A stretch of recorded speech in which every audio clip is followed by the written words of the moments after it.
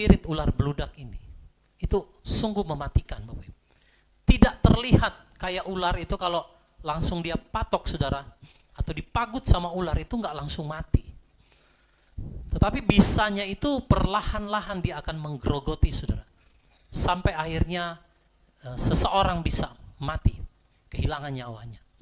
Nah ini yang iblis sedang kerjakan melalui teknologi ya di akhir zaman. Dan itu sudah diingatkan oleh Yeshua. Yang berbahagia ialah mereka yang mendengarkan firman Allah dan yang memeliharanya. Di dalam Markus pasal 13, coba kita lihat Markus 13 ayat 22 sampai ayat yang ke-23.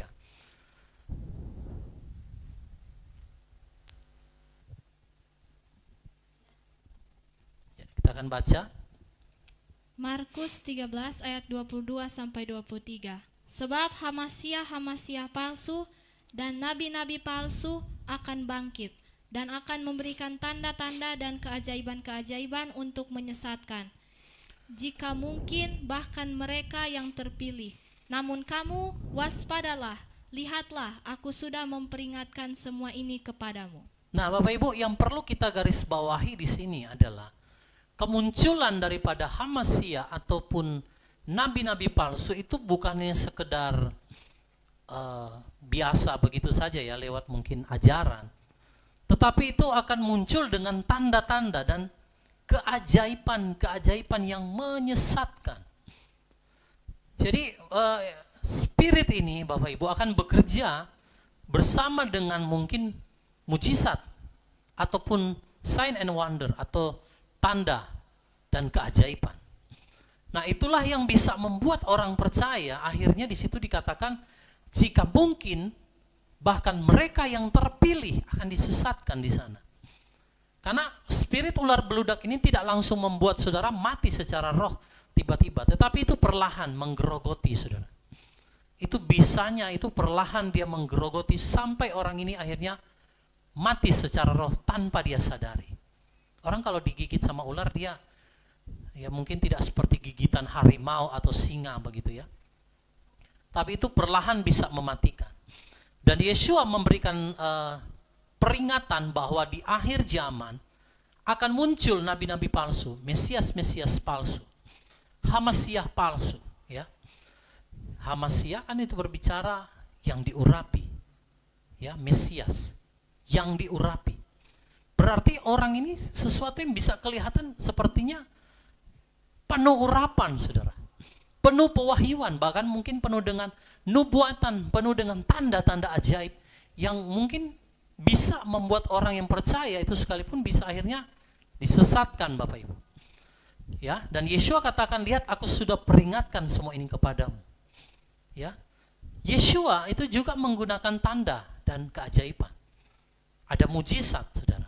Tetapi perhatikan, itu juga dicontoh oleh setan, oleh iblis untuk menipu. Nah, jadi kita akan lihat lebih jauh mengapa spirit ular beludak ini, saudara, itu perlahan-lahan bisa mematikan tanpa kita sadari, saudara ya. Saudara lihat Yesaya 59 ayat 1 sampai ayat yang kedua. Kita akan lihat perlahan-lahan ya. Ayat yang pertama dan ayat yang kedua.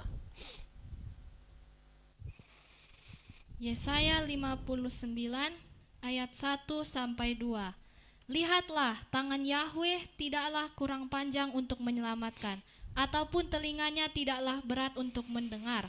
Namun kejahatanmu itulah yang memisahkan kamu dari Elohimmu, dan karena dosa-dosamu dia telah menyembunyikan wajahnya darimu untuk mendengar.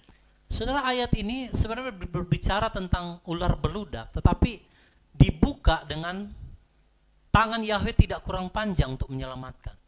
Telinganya ya tidaklah berat untuk mendengar, tetapi kejahatan yang memisahkan kita dari dia. Nah, artinya begini Bapak Ibu. Iblis itu tahu ya cara dia membelokkan kebenaran lewat tanda ajaib yang dia berikan. Tanpa kita sadari, saudara ya. Ketika kita sudah masuk di dalam perangkap daripada spirit ular beludak ini, Mungkin orang berpikir ini sesuatu yang rohani, yang baik. Tanpa dia sadari dia sudah masuk ke dalam penyesatan. Nah, ini yang bahaya, Saudara. Sehingga apa yang dia lakukan, Saudara, sekalipun kelihatannya rohani, tetapi tidak sesuai dengan kebenaran, maka di hadapan Bapa Yahweh itu adalah sebuah kejahatan. Makanya Saudara konekkan dengan Matius pasal 7 ya, ayat 21 sampai 23. Banyak orang berkata, Tuhan, bukankah kami sudah bernubuat demi nama-Mu? Ya kan, kelihatannya rohani, Saudara. Bernubuat, pakai namanya Yeshua, pakai namanya Yahweh. Akan terjadi begini, keajaiban begini dan begitu. Bukankah kami sudah melakukan mujizat demi nama-Mu?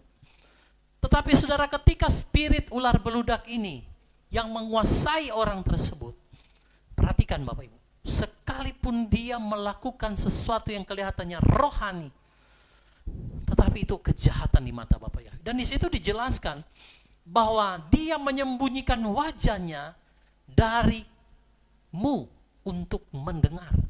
Makanya di dalam Matius pasal 7 dikatakan, enyah engkau semua para pembuat kejahatan. Apa yang membuat Bapa Yahweh memandang bahwa orang-orang ini yang bernubuat, yang melakukan mujizat, tanda-tanda ajaib, kok mereka melakukan kejahatan? Nah, berarti Saudara, sesuatu yang rohani yang mereka kerjakan, yang kelihatannya hebat, yang kelihatannya penuh dengan kuasa, yang kelihatannya nubuatan yang dahsyat, tanpa mereka sadari, yang mereka lakukan itu sesuatu yang jahat di mata Bapa Yahweh. Mengapa jahat? Nanti kita akan lihat. Ya. Nah, Saudara, jadi iblis itu tahu, Saudara, dia membelokkan kebenaran lewat tanda-tanda ajaib. Karena orang pada dasarnya manusia itu selalu pengen, Saudara, melihat sesuatu yang wow, yang dahsyat. Wow, kalau melihat mujizatnya luar biasa, orang bilang, Pak, orang di sana pakai nama Yesus kok bisa mujizat terjadi luar biasa. Karena orang selalu hanya pengen melihat, Saudara, apa? Mujizat. Kok pakai nama lama tetap terjadi mujizat, Pak? Ada orang yang bernubuat, bernubuat dalam nama Yahweh. Kelihatannya dahsyat, betul? Tetapi kenapa dalam Matius 7 dikatakan enyah engkau? Nah, iblis itu dia kan memang ular tua ya, Saudara ya. Jadi namanya si ular tua yang pernah menipu Adam dan Hawa di Taman Eden. Jadi dia punya cara, Bapak Ibu, untuk menipu manusia lebih smooth, lebih halus. Yang sesuatu kelihatannya rohani, kelihatannya hebat, tetapi ternyata itu tidak sesuai dengan firman. Sehingga di hadapan Bapa Yahweh itu adalah sebuah kejahatan. Nah, Saudara lihat dalam Matius 24 ayat yang ke-10. Saudara lihat dengan munculnya spirit ular beludak ini, maka akan terjadi Matius 24 ayat yang ke-10 ini. Matius 24 ayat 10. Dan pada waktu itu banyak orang akan tersandung dan mereka akan mengkhianati seorang terhadap yang lain dan akan membenci seorang terhadap yang lain. Saudara, kenapa orang bisa saling mengkhianati? Kalau kita baca pasal ini, perikop ini berbicara tentang nabi-nabi palsu. Banyak orang akan tersandung. Mengapa mereka tersandung, Bapak Ibu? Mereka akan saling mengkhianati dan mereka akan saling membenci seorang terhadap yang lainnya. Karena ini pengaruh daripada spirit ular beludak yang ditetaskan, menetas itu. Ya, banyak orang tidak menyadari, Saudara ya. Mereka bernubuat tetapi mereka juga mengutuk orang lain, membenci orang lain, sehingga banyak orang yang tersandung di dalamnya. Saling membenci, saling menyerahkan. Itu sudah dinubuatkan. Maka dengan kemunculan daripada nabi-nabi palsu yang membawa spirit ular beludak, tentunya ya kalau telur ular beludak berarti induknya kan itu si ular tua. Jadi iblis itu tahu benar, dia nggak akan membuat saudara berbeda secara pemahaman, dalam arti satunya sesuai kebenaran, satunya bukan firman, satunya mungkin bukan pengikut Yeshua, satunya pengikut Yeshua Masih, bukan. Tetapi dia akan masuk lebih halus. Dua-duanya mungkin mengenal nama yang benar sama-sama. Dua-duanya juga mungkin penyembah Bapa Yahweh. Tetapi saudara, ada hal yang tersembunyi di dalamnya, yang tanpa orang sadari itu akan menjadi sandungan. Makanya dalam Matius 24 ayat 10 itu jelas sekali ya, bahwa dengan munculnya nabi-nabi palsu itu akan menaruh sandungan di hadapan banyak orang, sehingga orang akan terpecah-pecah, saling mengkhianati, saling membenci, karena merasa golongan dia, kelompok dia yang paling benar. Itu cara kerjanya iblis. Saudara, saya mau bilang, sehebat apapun pewahyuan, nubuatan, karunia yang engkau punya, kalau engkau membuat perpecahan di tengah tubuhnya Yeshua Mesias, maka spirit ular beludak itu ada di dalam dirimu. Karena sesuai Matius 24 ayat 10, orang akan saling menyerahkan, saling mengkhianati, saling membenci karena tersandung. Nah, apa penyebab sehingga orang benar itu bisa murtad, saudara? Lihat Yesaya 59 ayatnya yang ketiga. Nanti sambil kalau saudara ada pertanyaan ya, nanti Bapak Ibu boleh tulis di kolom komentar. Apa penyebab orang benar bisa murtad, saudara? Mari lihat Yesaya 59 ayatnya yang ketiga.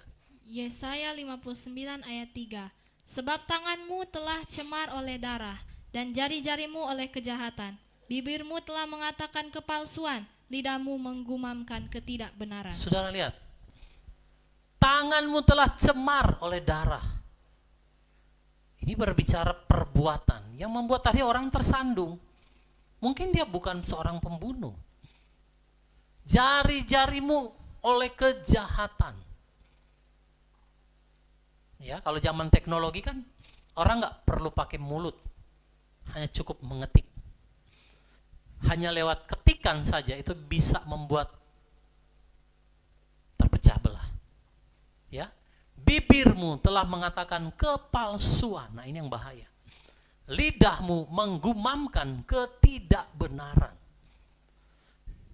Ini spirit daripada ular beludak, saudara. Palsu. Menggumamkan ketidakbenaran. Berarti saudara, yang tadi yang mungkin kelihatannya begitu rohani ya, tetapi saudara menaruh sandungan di hadapan orang dan mengakibatkan terjadi perpecahan. Itu di hadapan Bapak Yahweh, dengar baik-baik, itu adalah kejahatan. Saudara tentunya pernah mendengarkan doa daripada Yeshua ya. Dia berdoa agar supaya umatnya atau miliknya itu menjadi satu. Jadikan mereka satu, seperti aku dan Bapa adalah satu. Nah saudara, jadi itu doa daripada Yeshua HaMashiach. Dan iblis tahu bahwa jika umat percaya itu bersatu, kekuatannya akan sangat besar, bisa menggoncangkan alam semesta. Nah makanya caranya dia apa? Memecah belah. Supaya ketika umat Elohim sudah tidak bersatu, maka saudara, kekuatan kita akan menjadi kecil. Saudara tahu bahwa domba itu tidak bisa diterkam oleh serigala selama dia ada dalam kawanan. Tapi ketika domba itu mulai terpencar-pencar, terpisah satu dengan yang lain, maka itu akan memudahkan serigala untuk bisa menerkam domba-domba itu. Ya. Nah, saudara, jadi spirit daripada ular beludak ini, yaitu yang paling utama bisa terlihat adalah apa? Menaruh sandungan. Ini yang iblis kerjakan. Perhatikan Bapak Ibu. Dia tidak menaruh sesuatu yang kelihatannya sangat langsung kita bisa tahu itu kesesatan. Tetapi spirit ular beludak ini menaruh sandungan sehingga seorang saling membenci satu dengan lain. Sehingga satu dengan yang lain akan saling menyerahkan, saling menghujat, saling mengutuk, saling menyalahkan. Itu cara kerjanya daripada spirit ular beludak ini. Nah, saudara, lebih jauh lagi kita akan melihat. Mungkin saudara ya, kita tidak melakukan dosa seperti umumnya orang-orang berdosa yang di luar kasih karunia. Namun ketika kita takjub dengan tanda keajaiban, ya, yang tidak sesuai dengan kebenaran, yang membuat umat Elohim terpecah-pecah. Makanya kan setiap nubuatan itu kan harus diuji. Ya, harus diuji. Kita tidak bisa langsung semata-mata kita langsung telan begitu. Karena kita harus berhati-hati. Nanti saya akan kasih sebentar ya. Ketika saudara tidak menguji segala sesuatu yang saudara telan, yang saudara makan, itu akan bisa membahayakan saudara. Nah, lihat saudara ya. Yesaya 59 ayat yang keempat. Kita akan lihat dulu. Nanti dampak daripada spirit ular beludak ini akan sangat berbahaya Bapak Ibu. Tanpa orang sadari ini sangat mengerikan sekali. Yesaya 59 ayat yang keempat. Yesaya 59 ayat 4. Tidak seorang pun menyerukan kebenaran dan tidak seorang pun membela dengan kesetiaan. Dengan mempercayakan diri pada kehampaan dan membicarakan kesia-siaan, mereka mengandung kesusahan dan melahirkan kejahatan. Jadi kejahatan di situ bukan soal orang melakukan dosa pemberontakan yang mungkin kelihatannya secara langsung gitu ya, bahwa itu benar-benar dosa. Tetapi saudara, mereka menyerukan apa saudara? Tidak menyerukan kebenaran. Ya, arti yang pertama tidak menyerukan kebenaran sesuai firman. Artinya banyak kan orang saudara menafsirkan ya firman itu seenaknya mereka. Ya, bernubuat kadang juga Bapak Yahweh enggak perintahkan mereka nubuatin, akhirnya jadi lubuat kan gitu. Jadi mereka tidak seorang pun menyerukan kebenaran, tidak seorang pun membela dengan kesetiaan. Banyak orang saudara kadang sudah dikasih firman nih yang tertulis begini, mereka lebih percaya saudara perkataan-perkataan nubuatan yang kelihatan wow dahsyat, tapi yang lari dari firman. Bahkan ada juga saudara firman-firman yang sudah ditafsirkan seenaknya mereka. Tujuannya cuma satu, untuk kepentingan. Dan inilah yang membuat sandungan sehingga orang bisa melihat yang lain. Ketika dia berbeda, oh kamu salah, oh kamu sesat, kamu tidak sesuai kebenaran. Karena ukuran yang dia pakai bukan standar firman, tapi dirinya. Apa yang saya tahu, Anda nggak tahu. Apa yang saya lakukan, Anda nggak lakukan. Sesatlah Anda. Nah itu. Ini bahaya saudara. Ini cara kerja daripada spirit, daripada ular beludak. Yang membuat sandungan, maka umat Elohim terpecah. Kekuatannya nggak ada. Iblis tahu ketika kita terpecah, maka akan lebih mudah untuk menghancurkan umat Elohim. Dan dikatakan dengan mempercayakan diri kepada kehampaan dan membicarakan kesia-siaan, mereka mengandung kesusahan dan melahirkan kejahatan. Apa itu kehampaan saudara? Coba lihat kehampaan dalam bahasa aslinya.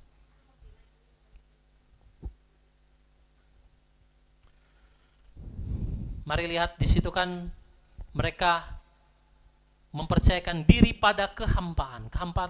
Kehampaan itu dalam bahasa aslinya tohu. Ya, apa itu tohu? Bahasa Hebrunya ya. Tohu itu tidak berbentuk. Kebingungan, menimbulkan kebingungan. Pak, kok yang ini saya dengar dari Bapak sesuai firman begini, tapi kok saya dengar dari si A kenapa begini ya Pak? Nah ini menimbulkan kebingungan. Itu sesuatu yang hampa. Sesuatu yang hampa sudah. Ketidaknyataan. Ya. Menambah sesuatu yang tidak ada sesuai firman. Lalu sesuatu yang kosong. Nah saudara lihat, akhirnya melahirkan yang namanya kejahatan. Inilah yang dikatakan telur ular beludak yang dilahirkan. Ini mengerikan sekali saudara. Kalau orang sudah menimbulkan kebingungan, ya, lewat ajaran-ajaran yang ditafsirkan, nubuat dari hasil bukan lagi Roh HaKodes, tetapi dirinya sendiri. Maka ini akan memberikan satu yang namanya kehampaan. Dari situlah lahir ular beludak. Spirit ini yang akan mengacaukan umat pilihan. Sehingga akhirnya dalam Matius 24 ayat yang ke-10, mereka akan saling membenci satu dengan lain. Iblis tertawa, saudara. Jadi ini tipu muslihatnya. Dia nggak akan langsung membawa kita kepada penyembahan kepada berhala atau penyembahan kepada kuasa-kuasa yang ada di langit, tentara langit dan lain sebagainya. No, itu metode iblis yang lama. Sekarang di era teknologi, cara dia menetaskan telur ular beludak cukup ketika saudara tekan handphonemu. Ketika engkau tekan, keluarlah ular beludak itu. Mengerikan, saudara. Ya. Jadi memang kitab suci itu sudah menubuatkan apa yang akan terjadi. Pengajaran-pengajaran spirit hamasia nabi palsu itu bertebaran. Cuman satu kali klik langsung muncul ular beludaknya. Yang berbicara kehampaan tadi, yang menaruh sandungan, ya, yang membuat kebingungan, yang membuat perpecahan. Ingat, itu melahirkan kejahatan di hadapan Bapa Yahweh. Ya, tadi kita baca, tangannya bukan kurang panjang, telinganya bukan kurang tajam untuk mendengar. Tetapi yang menjadi pemisah itu karena kejahatan. Saudara mungkin bernubuat, saudara mungkin melakukan sesuatu yang rohani, tapi kenapa Bapa Yahweh tolak? Karena yang dia pandang itu adalah kejahatan. Karena apa yang kau lakukan, sesuatu yang engkau lakukan kelihatan rohani, tetapi menaruh sandungan di hadapan banyak orang dan membuat umat Elohim tercerai-berai, tidak sesuai dengan yang Yeshua doakan, yang dia mau. Jadi saudara tahu, itu roh perpecahan dilahirkan, dihasilkan dari spirit ular beludak itu. Makanya kita nggak boleh berbicara yang sesuatu yang hampa. Sesuatu yang hampa itu artinya yang menimbulkan kebingungan, kekosongan, menimbulkan sesuatu yang membuat umat Elohim terpecah-pecah. Nggak boleh. Kalau saudara bersikap seperti itu, maka engkau akan melahirkan telur ular beludak itu. Mengerikan sekali, saudara. Nah, saudara, banyak orang yang ingin diakui kan. Banyak juga yang pengen disanjung. Karena berbicara hal-hal yang besar, nubuatan, penglihatan, ya, bahkan karunia-karunia roh yang dia punya.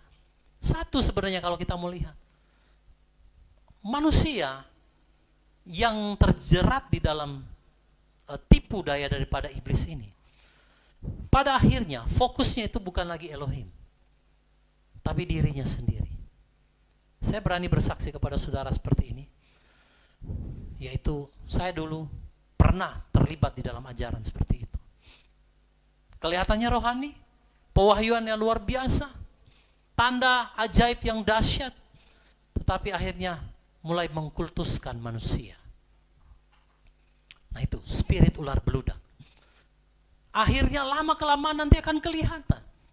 Fokusnya bukan lagi Elohim, tapi fokusnya siapa saya. Ya, siapa diri saya. Nah ini, makanya kita harus berhati-hati, saudara, terhadap setiap nubuatan, penglihatan, ya, sesuatu yang kelihatannya wow, tapi tidak ada dasar ayatnya. Ini bisa melahirkan telur ular beludak. Mengerikan sekali, saudara. Ya, jadi kadang Bapak Ibu, kalau saya menyampaikan sesuatu, ada orang yang mungkin bertanya pada saya, Pak, kenapa orang menerjemahkan ayat ini sepertinya sudah terlalu jauh? Saya hanya bilang bahwa Bapa Yahweh itu tidak pernah, saudara, ya, mengurangkan satu titik pun di dalam kitab suci. Jadi apa yang sudah tertulis di sana nggak boleh kita rubah, ya. Jadi orang bisa terperdaya karena apa? Karena karisma seseorang hamba Elohim. Karena dia wah luar biasa, selalu bernubuat. Dia punya karunia-karunia roh yang dahsyat. Nah, berapa waktu saya ke Palu. Dan ada juga orang-orang yang punya karunia seperti itu, tapi melenceng dari kebenaran. Bahkan disampaikan kepada saya bahwa ada orang yang berkata begini, dia punya karunia. Dia bilang, dafar Elohim itu sudah nggak perlu lagi kalau kita hidup di dalam roh. Maka saudara cukup mendengarkan langsung secara roh, itulah perkataan Yahweh. Kita tak perlu lagi firman. Oh, saudara hati-hati, spirit ular beludak ini. Ketika engkau tekan, ketika engkau makan, matilah kamu. Bahaya sekali saudara, ya. Jadi akhirnya fokus kepada karunia. Fokus kepada peninggian diri. Lama-lama akhirnya apa? Mengkultuskan manusia. Nah, ini cara kerja daripada spirit ular beludak ini. Mengerikan sekali. Saudara lihat Yesaya 34 ayat 16. Kalau ada yang berbicara kehampaan ya, kekosongan yang membuat kebingungan, maka saudara ingat ayat ini. Yesaya 34 ayat yang ke-16. Yesaya 34 ayat 16. Carilah dari kitab Yahweh dan bacalah. Satu pun daripadanya tidak akan dikurangkan. Masing-masing tidak pernah kehilangan pasangannya. Sebab mulutku itulah yang memerintahkan, dan rohnya itulah yang mengumpulkan mereka. Bapak Yahweh katakan carilah di dalam kitab Yahweh. Ya. Dikatakan apa? Bacalah, satu pun daripadanya tidak ada yang dikurangkan. Jadi kalau ada yang ngurang, ada yang nambah-nambahin, itu bukan dari Elohim. Apa yang sudah tertulis, saudara jangan pernah tambahin atau kurangin. Itu dia. Makanya selalu saya katakan, saya bukan orang yang anti nubuat loh saudara ya. Saya bukan orang yang anti dengan penglihatan. No, bukan. Tetapi segala sesuatu itu harus diuji lewat firman. Cari dalam kitab Yahweh, kata Bapak Yahweh. Bacalah, satu pun daripadanya tidak ada yang dikurangkan. Masing-masing tidak pernah kehilangan pasangannya. Kitab suci tidak akan mungkin membuat sesuatu yang bertentangan, saudara. Contoh ya, orang bilang Torah itu batal kan? Di satu sisi, firman Elohim Matius 5 ayat 17. Yeshua tidak datang untuk membatalkan Torah. Nah ini kan seolah-olah kitab perjanjian lama, Tanak dan Brit Kadasa atau perjanjian baru itu bertentangan satu dengan yang lain. Mengapa bisa demikian saudara? Karena ada spirit ular beludak. Ya, nah ini yang harus kita pahami baik-baik saudara. Setiap nubuatan, setiap penglihatan itu harus diuji lewat firman. Karena kalau tidak, yang engkau lahirkan bukan dari Elohim, tapi yang engkau lahirkan itu adalah telur ular beludak. Bahaya sekali saudara. Ya. Jadi hati-hati terhadap nubuatan, terhadap tanda-tanda keajaiban, mujizat tentunya ya, pengkultusan manusia dan lain sebagainya. Ada yang mulai mengaku dirinya sebagai malaikat. Ada yang mulai mengaku dirinya sebagai yang paling spesial karena nubuatannya luar biasa. Ini bahaya saudara. Menyebabkan umat Elohim terpecah. Nah saudara, jadi ujilah setiap roh. Bapak Yahweh bilang cari dalam kitab Yahweh. Tidak ada satupun yang dikatakan di situ tidak pernah kehilangan pasangannya. Artinya baik nubuatan, ilham roh, penglihatan, mimpi, itu harus sejalan dengan daftar Elohim. Jangan sampai engkau buat sesuatu yang berbeda. Apalagi kita menafsirkan kitab suci semau-maunya kita. Ya, ini bahaya. Kelihatannya rohani, tapi lahirnya ular beludak. Bahaya sekali saudara. Nah, jadi kita harus berhati-hati setiap nubuatan, tanda keajaiban, pengkultusan manusia. Tidak boleh ada manusia yang ditinggikan, saudara. Siapapun dia. Yahweh Elohim harus di atas segala-galanya. Amin. Gak boleh ada, saudara. Makanya ujian daripada seorang hamba Elohim ketika dia mulai banyak diikuti oleh orang. Di situ akan terlihat apakah yang lebih menonjol Elohim atau dirinya. Makanya kita harus berhati-hati. Jangan sampai saudara melahirkan yang keluar itu adalah telur ular beludak. Hati-hati saudara. Nah, lihat Yesaya 8 ayat 20 dalam Indonesia Modern Bible. Apa yang terjadi kalau kita menambah, mengurangi, menafsirkan firman ya sesuai dengan kehendak kita, bukan sesuai dengan apa yang Bapak Yahweh sudah tulis. Jadi kita menafsirkannya sesuai dengan kehendak kita sendiri. Apa yang terjadi, saudara? Yesaya 8 ayat 20. Yesaya 8 ayat 20. Carilah pengajaran dan kesaksian.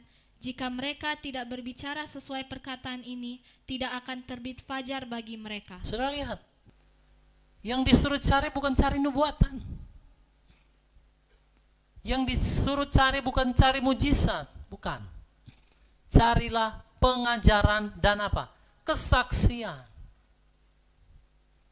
Saudara lihat, mau sehebat apapun nubuatan seseorang, karunia yang dia punya, kalau engkau tidak punya pengajaran dan kesaksian yang sesuai dengan perkataan Dafar Elohim, bagimu tidak akan terbit fajar, berarti kegelapan. Ngeri sekali, saudara. Disuruh cari apa? Pengajaran dan kesaksian. Tentunya yang sesuai Dafar Elohim, jangan ditambahi, jangan dikurangi. Jangan karena engkau merasa engkau punya karunia yang luar biasa, engkau bisa seenaknya menafsir-nafsir firman sesuai dengan yang engkau mau, dicocok-cocokin dengan dirimu. Oh, saudara, hati-hati. Sekali engkau tekan, ular beludak keluar. Ya, ini bicara teknologi. Kitab suci sudah mencatat dari zaman dahulu. Itulah makanya kitab suci itu up to date sampai hari ini. Dia tidak pernah meleset, saudara. Makanya lewat iblis tidak akan pakai cara-cara yang kuno, karena iblis juga kan canggih. Dia pakai, saudara, apa? Ya, sosial media. Sekali engkau scroll dengan jarimu, begitu engkau tertarik karena ini hebat nih, nubuatannya dahsyat nih, wah ini luar biasa nih. Tapi ketika engkau tidak uji sesuai kebenaran, kau tekan satu kali, maka spirit ular beludak itu yang keluar. Bahaya, saudara. Makanya tadi saya awal membuka dengan kita harus memiliki yang namanya kepekaan. Ya, tidak semua, karena ada juga orang-orang yang bernubuat dalam nama Yahweh dan memang nubuatannya sesuai dengan firman. Ya. Nah, jadi carilah pengajaran dan kesaksian. Dua hal ini yang disuruh cari. Pengajaran. Harus ada firman yang tertulis. Jangan kita tafsirkan seenaknya kita, saudara. Gak boleh. Bernubuat pakai nama Yahweh. Tetapi gak ada dasar ayatnya. Penglihatan, mimpi-mimpi. Tapi gak ada dasar ayatnya. Nah, ini sangat berbahaya, Bapak Ibu. Kita harus waspada. Jangan sampai saudara tidak mencari pengajaran dan kesaksian. Jika mereka tidak berbicara sesuai perkataan ini, tidak akan terbit fajar bagi mereka. Ngeri sekali. Berarti kegelapan yang paling gelap. Itu hukuman bagi siapa? Nabi-nabi palsu. Ya, yang tidak mencari apa? Pengajaran dan kesaksian. Maunya cuman yang hebat aja, nubuat aja. Pokoknya kalau yang berbicara nubuatan, orang rame, saudara. Tapi kalau pengajaran dan kesaksian kan belum tentu. Mungkin sepi, malas orang dengar. Pengajaran, ribet, mungkin mumet gitu ya. Tapi kalau nubuatan, orang pasti mau, saudara. Kalau berbicara sesuatu yang heboh, apalagi ada tanda-tanda ajaib, mujizat, kesembuhan, pasti orang senang saudara, suka. Walaupun mereka mungkin tanpa mereka sadari, akhirnya mereka terjerat di dalam roh ular beludak ini, spirit ular beludak. Nah, saudara, jadi jangan hanya takjub dengan tanda-tanda ajaib dan kagum dengan manusia, tapi carilah pengajaran dan kesaksian. Pengajaran yang sehat, yang sesuai dengan daftar Elohim. Kalau kita nggak berbicara sesuai apa yang tertulis sesuai perkataan daftar Elohim, maka celakalah kita. Tidak akan terbit fajar bagi kita. Itu Bapak Yahweh yang bicara. Ya. Nah, saudara, mari kita lihat lagi kejahatan atau kesesatan. Nah, ini yang tadi disusupi oleh iblis ya. Secara halus itu akan melahirkan ini. Yesaya 59 ayatnya yang kelima. Apa yang terjadi ketika saudara terlibat di dalamnya, termakan di dalamnya, ya, setiap ajaran yang tidak mencari pengajaran dan kesaksian, hanya berfokus kepada nubuatan dan penglihatan, mujizat. Maka apa yang terjadi? Yesaya 59 ayatnya yang kelima. Yesaya 59 ayat 5. Mereka menetaskan telur ular beludak dan menenun sarang laba-laba. Mereka yang memakan telur-telurnya akan mati, dan yang ditekan akan menetaskan seekor ular beludak. Nah, saudara lihat. Ketika mereka melakukan sesuatu yang tidak sesuai perkataan daftar Elohim. Perhatikan, Yesaya 8 ayat 20 tadi. Tidak mencari kesaksian dan pengajaran, hanya berkanjang kepada penglihatan dan nubuatan. Saudara, apa yang terjadi? Mereka akan menetaskan telur ular beludak dan menenun sarang laba-laba. Ya, mereka yang menetaskan telur-telurnya akan mereka yang memakan telur-telurnya akan apa? Mati. Oh, ngeri sekali. Ketika saudara hanya berkanjang kepada penglihatan dan nubuatan, tidak mencari pengajaran dan kesaksian, maka yang saudara makan adalah apa? Telur ular beludak. Mati secara roh. Ngeri sekali, saudara.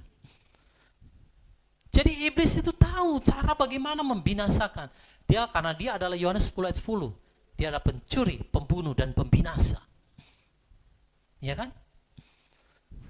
Dia gak akan mungkin kalau Bapak Ibu sudah mengenal nama Bapak Yahweh, gak akan mungkin dia bawa saudara keluar daripada pengenalan Bapak Yahweh. Gak mungkin. Dia akan cari hal yang paling tipis, yang paling smooth, yang paling halus, yang orang gak bisa sadari. Ya, itu tadi. Ketika engkau memakan, saudara, ya, mereka menetaskan telur ular beludak. Ketika mereka makan telurnya, langsung mati, saudara. Dan yang lebih mengerikan lagi di situ, mungkin saudara tidak mati secara jasmani ya, masih hidup. Tapi rohaninya sudah mati. Kenapa rohaninya mati? Karena dia hanya selalu berkanjang kepada penglihatan dan nubuatan karunia. Sehingga tidak lagi berpegang kepada daftar Elohim, yang adalah pengajaran dan kesaksian tadi. Mati secara roh hanya mengandalkan apa? Karunia-karunia saja, nubuatan saja. Ini bahaya, saudara. Dan lebih mengerikan lagi di situ dikatakan apa? Dan yang ditekan akan menetaskan seekor ular beludak. Yang makan mati, yang ditekan keluar lagi. Makanya Bapak Ibu, orang yang terjerat di dalam ajaran atau yang berkanjang hanya kepada nubuatan dan penglihatan, waktu mereka makan telur ular itu mati. Ketika ditekan, lahirlah ular beludak. Semakin saudara pengen terus, lahir terus ular beludak. Semakin saudara haus yang begitu, semakin saudara mengejar begitu, semakin banyak lahir ular beludak. Ngeri sekali. Dan yang lebih mengerikan dikatakan mereka menenun sarang laba-laba. Apa ini sarang laba-laba? Jerat. Sekali saudara berada di sana, hati-hati. tidak akan keluar. Susah keluar. Saya bisa bilang ini, Bapak Ibu, karena saya pernah mengalaminya. Sekali engkau ada di sana, engkau mau keluar, kutukan yang keluar. Sumpah serapah yang keluar. Ini saya alami secara pribadi. Makanya saya tahu bagaimana Bapak Ibu, orang yang terjerat di dalam spirit ular beludak ini. Saya bukan hanya mengajarkan pengajaran, tetapi kesaksian. Tadi kan di dalam Yesaya 8 ayat 20, cari pengajaran dan kesaksian. Saya mengajarkan kepada saudara tentang spirit ular beludak bukan hanya sekedar pengajaran, karena selama belasan tahun saya ada di dalam satu komunitas yang seperti itu. Susah untuk keluar. Karena jerat laba-laba tadi. Mereka menenun sarang laba-laba. Orang kalau sudah terjerat dalam ajaran begitu, mau keluar saudara, sulit. Jadi dia terus ada di situ, dia terus tekan terus. Maka keluarlah ular-ular beludak semakin banyak. Nah saudara ya, kalau ular beludak itu dalam bahasa aslinya coba kita lihat. Ya ini dia. Sepha ya. Seekor ular. Dari akar kata yang tidak digunakan ya. Yang berarti menjulurkan. Seekor ular berbisa seperti menjulurkan lidahnya atau mendesis. Gitu ya. Tanpa orang tahu. Saudara, kita harus berhati-hati dalam setiap nubuatan. Saudara jangan pernah kagum dengan manusianya. Kita harus kagum dengan Elohim, bukan dengan manusia. Bukan kagum dengan nubuatan, bukan kagum dengan sesuatu. Karena ini saudara, iblis pakai sarananya, teknologi. Ya. Semakin saudara tekan, haus mendengar nubuatan. Ikutin terus, saudara tekan terus. Lahirlah ular-ular beludak. Engkau bukan cuma mati secara roh, tapi engkau akan melahirkan telur-telur ular beludak lainnya. Ya. Apalagi sesuatu yang tidak sesuai firman. Terus engkau share, engkau ajak saudara-saudaramu untuk ikut sama-sama, untuk sama-sama mengagumi. Wah, engkau sedang membawa orang kepada kebinasaan. Ngeri sekali saudara. Mengapa iblis pakai teknologi? Karena dia tahu itu paling cepat. Cuman pakai jari. Makanya kan tadi di ayat 1 dan 2 itu jari-jarimu. Bapak Yahweh nggak melihat, mungkin orang itu nggak melakukan dosa secara langsung, tetapi hanya lewat jari. Tanpa dia sadar dia makan itu telur ular beludak, mati saudara. Ngeri sekali. Jadi sebuah ajaran yang telah keluar dari kebenaran itu akan menjadi seperti ular berbisa yang mendesis. Ya, tanpa engkau sadari, ketika engkau ada di dalam, kau akan mati secara perlahan-lahan. Makanya orang kalau hanya berkanjang kepada penglihatan, nubuatan, dan karunia-karunia roh, tidak mencari pengajaran dan kesaksian yang sesuai tertulis dalam firman, orang-orang seperti ini yang mudah untuk apa? Ditipu sama iblis. Karena mereka selalu pengen tekan terus, mau terus. Cari yang supranatural, cari yang wow, cari yang heboh. Nah itu. Saudara lihat, selama di dalam pengajaran kawanan kecil akhir zaman, saya tidak pernah menyampaikan nubuat secara langsung. Mengapa Bapak Ibu? Karena apa yang tertulis dalam firman nubuatan itu sudah cukup. Saudara nggak perlu lagi bernubuat buat Pulau Sulawesi, Pulau Jawa. Tanpa engkau bernubuat pun itu akan terjadi. Karena memang firman sudah menyatakannya. Jadi kita nggak boleh kagum dengan hal-hal seperti itu, saudara. Ini sangat berbahaya, Bapak Ibu. Ya, jadi sebuah ajaran yang telah keluar dari kebenaran seperti ular berbisa. Telur ular beludak itu melambangkan racun maut. Barang siapa meminumnya, dia pasti keracunan dan mati. Itu. Maka lewat teknologi yang ada saat ini ditawarkan di hadapan kita, hati-hati dengan jarimu saudara. Carilah pengajaran dan kesaksian. Jangan cari sesuatu yang wow, menurut apa yang engkau mau. Kalau engkau sudah masuk di dalamnya, engkau akan terjerat sarang laba-laba itu. Kalau sudah terjerat, engkau tidak akan bisa keluar.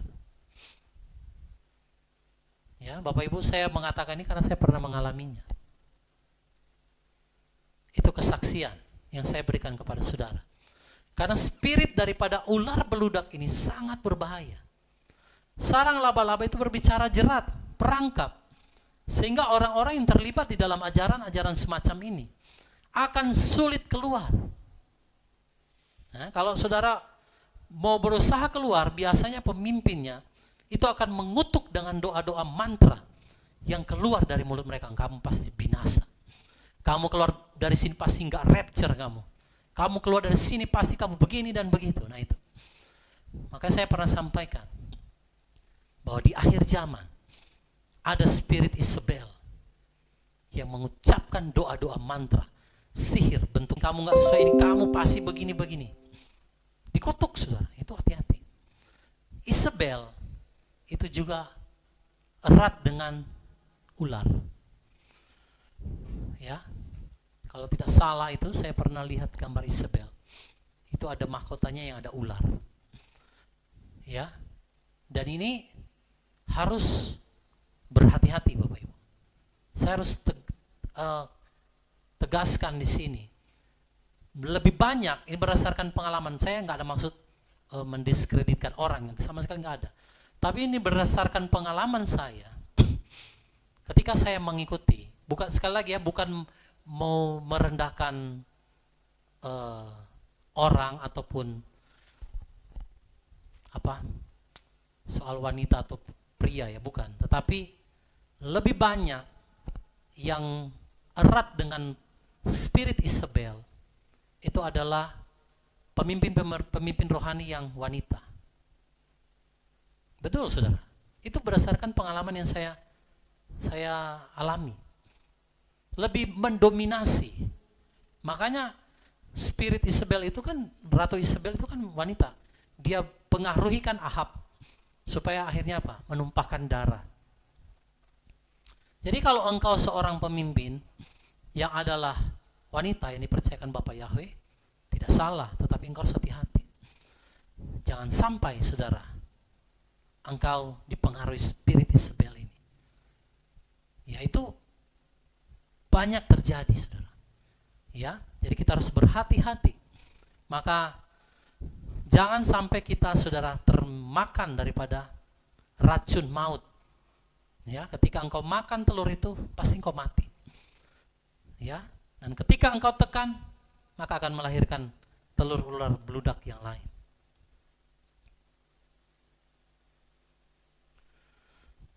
Ya. Jadi mengerikan saudara kalau kita hanya takjub dengan hal-hal ajaib, tanda, mujizat tanpa mencari pengajaran dan kesaksian yang benar sesuai firman. Sangat mengerikan. Bapak Ibu, saya mau katakan malam hari ini, carilah pengajaran dan kesaksian yang sesuai dengan kebenaran. Siapa yang tidak mencari itu, baginya tidak akan terbit fajar. Makanya jangan cuma kagum dengan nubuatan ya. Tapi mari cari pengajaran dan kesaksian. Oke, kita akan lihat Yesaya 59 ayatnya yang ke-6.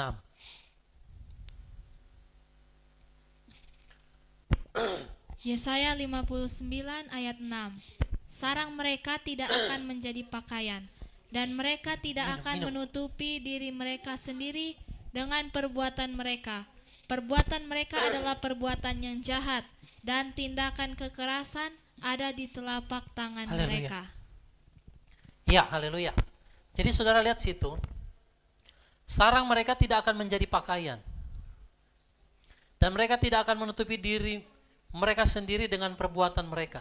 Perbuatan mereka adalah perbuatan yang jahat, dan tindak kekerasan ada di telapak tangan mereka. Padahal ini bukan berbicara kekerasan atau kejahatan yang seperti orang dunia pada umumnya ya. Tetapi ini berbicara tadi yang melahirkan telur ular beludak itu. Jadi bukan kejahatan yang kayak bagaimana saudara. Tapi di hadapan Bapa Yahweh itu sebuah kejahatan. Nah itu yang banyak orang tidak sadari. Ya, apa yang mereka lakukan tanpa mereka sadari. Dikatakan bahwa sarang mereka tidak akan menjadi pakaian. Dan mereka tidak akan menutupi diri mereka sendiri dengan perbuatan mereka. Pada akhirnya, ajaran-ajaran yang demikian, itu akan ditelanjangi. Akan terlihat dari perbuatan mereka. Makanya kita harus berhati-hati Bapak Ibu. Ya.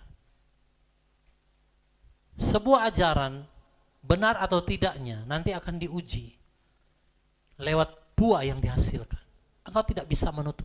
Segala sesuatu akan terbuka. Makanya itu dikatakan sarang mereka tidak akan menjadi pakaian dan mereka tidak akan menutupi diri mereka sendiri dengan perbuatan mereka karena akan ditelanjangi.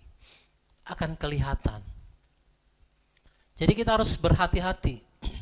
Iblis pakai media-media di akhir zaman lewat teknologi untuk melahirkan telur ular beludak ini.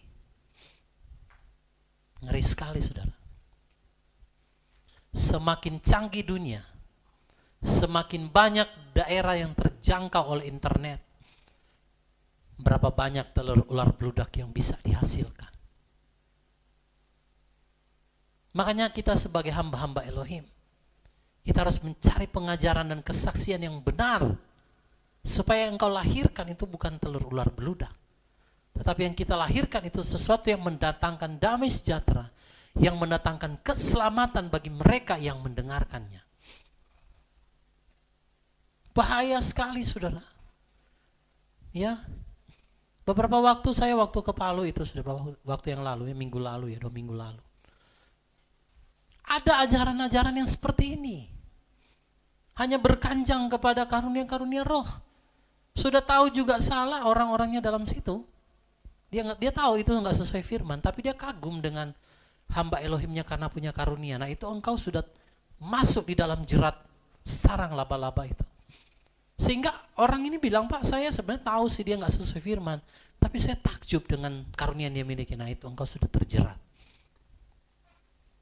Sulit untuk keluar kan. Makanya kita jangan melihat manusia Bapak Ibu. Jangan pernah kagum dengan manusia. Jangan pernah kagum dengan karunia, nubuatan dan lain sebagainya. Tapi kalau kita mau kagum, kagumlah akan Elohim. Ya, kalau saudara mau takjub, takjublah akan Elohim. Ya, jangan pernah kagum dengan hal seperti itu. Iblis tahu. Itu caranya. Dan melalui sosial media, internet, hal itu bisa lebih mudah. Kalau zaman dahulu kan agak sulit. Orang harus melihat secara langsung, mendengar secara langsung. Baru lahir itu ular beludak itu. Dan orang bisa disesatkan. Tetapi kalau zaman sekarang saudara hanya perlu pakai jari. Maka kitab suci bilang sekali engkau tekan, keluarlah ular beludak.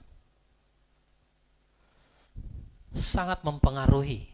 Apa yang kita dengar, apa yang kita lihat, itu akan mempengaruhi. Makanya Hawa, waktu dia jatuh saudara, dia melihat buah yang ada di Taman Eden itu, pengetahuan yang baik dan jahat. Dia melihat bahwa buah itu sepertinya enak, sedap kelihatannya, betul enggak? Padahal kan dia dengar ada perintah tidak boleh makan, benar enggak saudara? Tapi menurut pemandangan dia, wah ini enak ya, ini luar biasa ya. Sama saudara juga mungkin tahu ini sudah nggak sesuai firman ya, kenapa sudah ditafsir seenaknya, ini kok kayaknya sudah mulai melenceng ya. Tapi karena engkau melihat karunia, melihat sesuatu yang dahsyat, engkau akhirnya ya terjerat di dalamnya, susah untuk keluar. Nah itu. Jadi Bapak Ibu Saudara dikasih dalam Adonai Yeshua HaMashiach, lewat teknologi kita harus berhati-hati. Gunakan gadget saudara dengan bijaksana. Ya. Karena apa yang engkau makan menentukan nanti apakah engkau bertumbuh atau engkau mati. Ya kan sekarang kan banyak pengajaran yang baru-baru juga pun banyak saudara. Langsung bisa ribuan orang pengikutnya. Ya seperti itu. Karena orang pada dasarnya itu selalu kagum dengan hal-hal yang supranatural, sesuatu yang dahsyat, tanpa mereka mempertimbangkan tentang pengajaran yang sehat dan juga kesaksian yang benar sesuai dengan firman. Dan saudara jangan bilang, oh Pak, karena dia sudah pakai nama Yahweh nggak mungkin dia menyesatkan. Oh, saudara, iblis pun datang dengan nama Elohim. Iblis pun datang dengan firman. Jadi kita harus berhati-hati. Mari kita lihat Yesaya 59 ayat yang ke-7.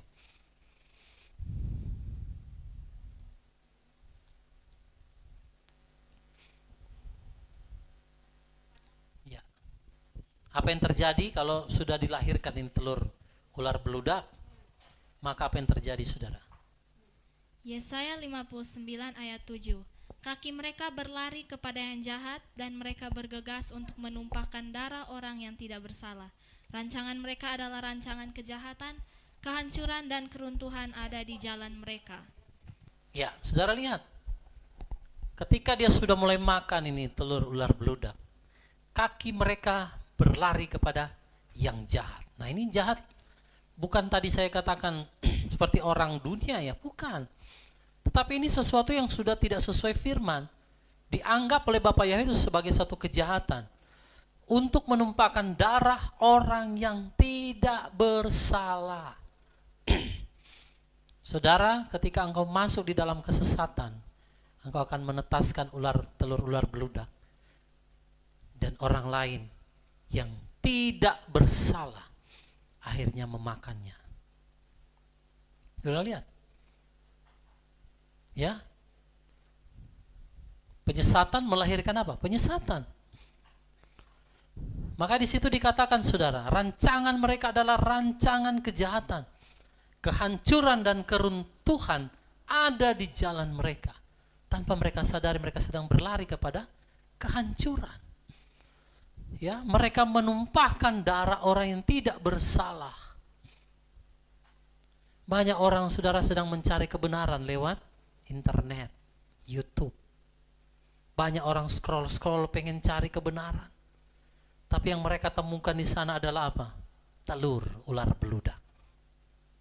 Dan celakalah karena mereka kurang pemahaman firman. Mereka makan telur ular beludak itu. Mati, saudara. Darah orang tidak bersalah. Orang yang polos, orang yang mungkin dia orang yang rindu, haus akan kebenaran. Jadi memang iblis itu hanya pakai, caranya mudah, pakai teknologi. Cuma pakai jari-jari kita. Maka setiap ini, saudara, gadget ya, kita harus gunakan dengan sebaik-baiknya. Disitulah tempat sarang telur ular beludak. Ya. Waktu saudara tekan dengan jarimu, keluar ular beludak itu, saudara, ya. Ya. Ya. Benar Pak April. Jadi kelihatannya itu benar, baik. Tapi belum tentu benar kan? Kan baik kan belum tentu benar. Wah, kelihatannya rohani. Ya, karena iblis juga bisa datang dengan firman. Jadi kalau dibungkus dengan sesuatu yang kelihatan rohani. Nggak tanya begitu saudara tekan, wow, telur ular beludak. Ketika engkau makan, mati. Ketika engkau tekan, lahir lagi telur ular beludak yang lain. Ketika engkau masuk di dalamnya, engkau terjerat di dalam sarang laba-laba itu.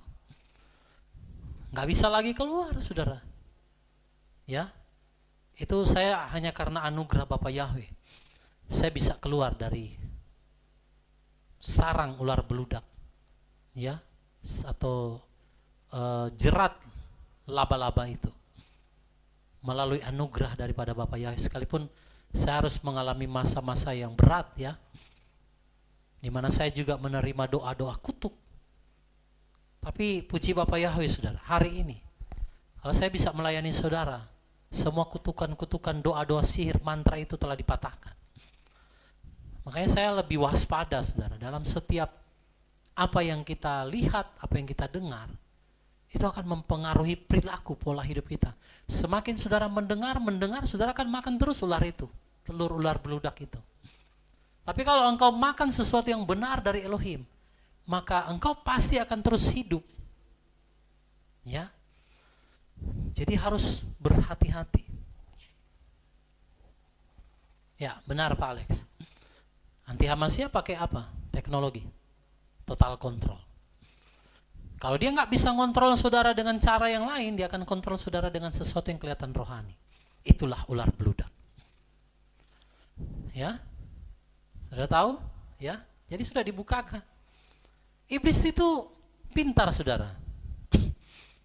Dia bisa dikatakan lebih pintar dari siapapun yang ada di dunia ini. Hikmatnya melebihi hikmat Daniel. Jadi kalau di masa yang lalu dia tidak bisa menjerat orang-orang dengan sistem yang dia buat, teknologi, kecanggihan yang ditawarkan kepada kita, tapi saudara sudah mengenal kebenaran, dia putar lagi otaknya. Gimana kalau orang-orang yang tadi yang luput itu, yang menolak sistem yang saya tawarkan, bisa terjerat. Nah, kali ini dia pakai yang lebih halus. Total kontrolnya itu melalui spirit ular beludak yang dibungkus dengan sesuatu yang rohani, sehingga orang kagum di dalamnya. Engkau terus makan, dan engkau terus terjerat di dalamnya. Gampang kan iblis mau mengontrol manusia? Cukup dengan ini, saudara. Ini bukan berbicara soal masalah keuangan, bukan soal kesehatan, bukan pendidikan, bukan soal yang lain. Tetapi saya berbicara sesuatu yang rohani, karena kalau yang lain itu mungkin banyak Bapak Ibu sudah mengerti dan memahami. Sudah banyak dibahas oleh hamba-hamba Elohim. Tetapi secara spesifik malam hari ini, total kontrol daripada iblis itu lewat jari-jari. Yang dia tawarkan kepada kita akan melahirkan telur ular beludak ini. Ketika saudara makan, saudara pasti mati. Ya, jadi harus berhati-hati setiap pengajaran yang ada. Karena disitulah tempat ular beludak itu menetas. Ya. 1 Samuel pasal 10. Lalu Samuel mengambil buli-buli berisi minyak, dituangnyalah ke atas kepala Saul, diciumnyalah dia sambil berkata, "Bukankah Tuhan telah mengurapi engkau menjadi raja atas umatnya Israel? Engkau akan memegang tampuk pemerintahan atas umat Tuhan, dan engkau akan menyelamatkannya dari tangan musuh-musuh di sekitarnya. Inilah tandanya bagimu bahwa Tuhan telah mengurapi engkau menjadi raja atas miliknya sendiri. Apabila engkau pada hari ini pergi meninggalkan aku, maka engkau akan bertemu dengan 2 orang laki-laki di dekat kubur Rahel di daerah Benyamin di Selsah. Mereka akan berkata kepadamu, keledai-keledai yang engkau cari itu telah diketemukan, dan ayahmu tidak memikirkan keledai-keledai itu lagi, tetapi ia khawatir mengenai kamu. Katanya, apakah yang akan kuperbuat untuk anakku itu? Dari sana engkau akan berjalan terus lagi, dan sampai ke pohon Tarbantin Tabor. Maka di sana engkau akan ditemui oleh 3 orang laki-laki yang naik menghadap Allah di Betel. Seorang membawa 3 ekor anak kambing, seorang membawa 3 ketul roti, dan yang lain lagi sebuyung anggur. Mereka akan memberi salam kepadamu dan memberikan kepadamu 2 ketul roti yang akan kau terima dari mereka. Sesudah itu engkau akan sampai ke Gibea Allah, tempat kedudukan pasukan orang Filistin. Dan apabila engkau masuk kota, engkau akan berjumpa di sana dengan serombongan nabi yang turun dari bukit pengorbanan dengan gambus, rebana, suling, dan kecapi di depan mereka. Mereka sendiri akan kepenuhan seperti nabi. Maka roh Tuhan akan berkuasa atasmu. Engkau akan kepenuhan bersama-sama dengan mereka dan berubah menjadi manusia lain. Apabila tanda-tanda ini terjadi kepadamu, lakukanlah apa saja yang didapat oleh tanganmu, sebab Allah menyertai engkau. Engkau harus pergi ke Gilgal mendahului aku, dan camkanlah, aku akan datang kepadamu untuk mempersembahkan korban bakaran dan korban keselamatan. Engkau harus menunggu 7 hari lamanya, sampai aku datang kepadamu dan memberitahukan kepadamu apa yang harus kau lakukan." Sedang ia berpaling untuk pergi meninggalkan Samuel, maka Allah mengubah hatinya menjadi lain. Dan segala tanda-tanda yang tersebut itu terjadi pada hari itu juga. Ketika mereka sampai di Gibea dari sana, maka bertemulah ia dengan serombongan nabi. Roh Allah berkuasa atasnya, dan Saul turut kepenuhan seperti nabi di tengah-tengah mereka. Dan semua orang yang mengenalnya dari dahulu melihat dengan heran bahwa ia bernubuat bersama-sama dengan nabi-nabi itu. Lalu berkatalah orang banyak yang satu kepada yang lain, apakah gerangan yang terjadi dengan anak Kis itu? Apa Saul juga termasuk golongan nabi? Lalu seorang dari tempat itu menjawab, siapakah bapa mereka? Itulah sebabnya menjadi peribahasa, apa Saul juga termasuk golongan nabi? Setelah habis ia kepenuhan seperti nabi, pulanglah ia. Dan paman Saul berkata kepadanya dan bujangnya, dari mana kamu? Jawabnya, mencari keledai-keledai itu. Tetapi ketika tidak terlihat, maka kami pergi kepada Samuel. Kemudian paman Saul itu berkata, coba ceritakan kepadaku, apa yang dikatakan Samuel kepada kamu? Kata Saul kepada pamannya itu, terus saja diberitahukannya kepada kami, bahwa keledai-keledai itu telah diketemukan. Tetapi perihal menjadi raja yang telah dikatakan Samuel kepadanya, tidak diceritakan kepadanya. Saul menjadi raja dengan undian. Kemudian Samuel mengerahkan bangsa itu ke hadapan Tuhan di Mizpah.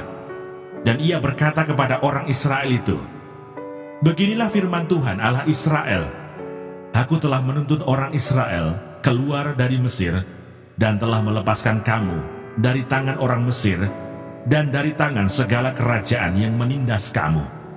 Tetapi sekarang kamu menolak Allahmu yang menyelamatkan kamu dari segala malapetaka dan kesusahanmu dengan berkata, tidak, angkatlah seorang raja atas kami. Maka sebab itu, berdirilah kamu di hadapan Tuhan, menurut sukumu dan menurut kaummu. Lalu Samuel menyuruh segala suku Israel tampil ke muka, maka didapati suku Benyamin. Sesudah itu, disuruhnyalah suku Benyamin tampil ke muka, menurut kaum keluarganya. Maka didapati kaum keluarga Matri. Akhirnya disuruhnyalah kaum keluarga Matri tampil ke muka seorang demi seorang.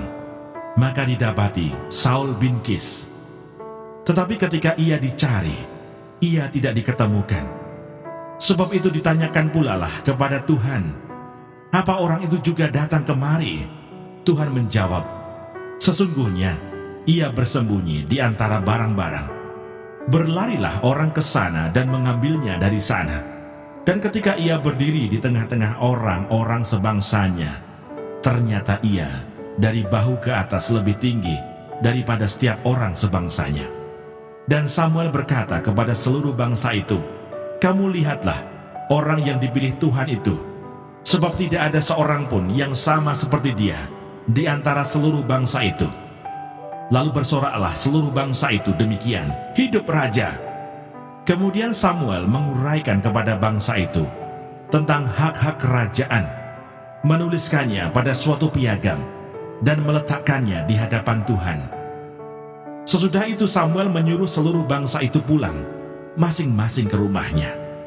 Saul pun pulang ke rumahnya, ke Gibea, dan bersama-sama dengan dia ikut pergi orang-orang gagah perkasa yang hatinya telah digerakkan Allah. Tetapi orang-orang Dursila berkata, masakan orang ini dapat menyelamatkan kita? Mereka menghina dia dan tidak membawa persembahan. Yang berbahagia ialah mereka yang mendengarkan firman Allah dan yang memeliharanya.